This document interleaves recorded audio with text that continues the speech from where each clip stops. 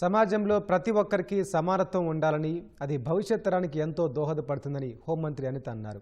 విజయవాడలోని గురునానక్ కాలనీలోని ఎన్ఏసీ కళ్యాణ మండపంలో round table India Vijayawada ladies circle ఆధ్వర్యంలో నిర్వహించిన డాన్స్ బోలా 2.0 కార్యక్రమంలో అనిత పాల్గొన్నారు. కోదాడ సమీపంలోని మేళ్ల చెరువు గ్రామంలో మహాత్మాగాంధీ కస్తూర్బా ప్రభుత్వ పాఠశాలలో 6 తరగతి గదుల నిర్మాణానికి 45 లక్షల రూపాయల నిధుల సేకరణ నిమిత్తం ఈ కార్యక్రమాన్ని చేపట్టారు.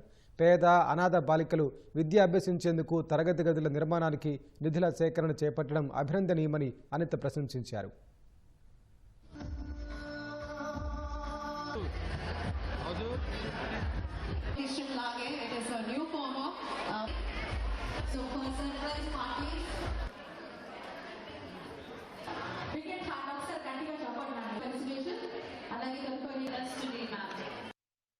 ఈ రోజులో చేతుల్లో ఫోన్లు ఉన్నా కూడా వీడియో తీసి లైవ్ రీల్ చేస్తున్నారు. అటువంటి సిచ్యువేషన్స్ లో ఇంతమంది ఫ్యామిలీస్ నుంచి లేడీస్ బయటకు వచ్చి ఒక మంచి కాజ్ గురించి పోరాటం చేయడమే కాకుండా అందరూ కూడా చేయి కలిపి ఒక అనాథ పిల్లలకి దట్టు అనాథ ఆడపిల్లలకి సంబంధించి వాళ్ళకు ఒక విద్యను అందించాలి, వాళ్ళకు ఒక దారి చూపించాలి అని మీరందరూ ముందుకు రావటం అనేది నిజంగా చాలా శుభ పరిణామం కింద భావించాలి. స్కూల్స్ కన్స్ట్రక్ట్ చేసేదానికి, అదేవిధంగా ఈరోజు ఎన్నో కార్యక్రమాల్లో పాల్పంచుకునేదానికి అంతర్జాతీయ స్థాయిలో జాతీయ స్థాయిలో ఈ ఆర్గనైజేషన్ కూడా ముందుకు నడవటం అనేది నిజంగా చాలా శుభ పరిణామం. D3 ప్రోగ్రామ్ తో అంటే డాజల్ ఇన్ డిసెంబర్ డాన్స్ బోలా మెగా తంబోలా షో ఒక మన విజయవాడ ఉమెన్స్ కి పెట్టి ఫండ్ రైజింగ్ ఈవెంట్ చేయడం జరుగుతుంది. మేము ఎందుకు ఫండ్ రైజింగ్ ఈవెంట్ చేస్తున్నాం అంటే ఒక చారిటీ పర్పస్ అండి. మన ఆంధ్ర తెలంగాణ బోర్డర్ లో ఒక స్కూల్ ఫైండ్ అవుట్ చేశాము.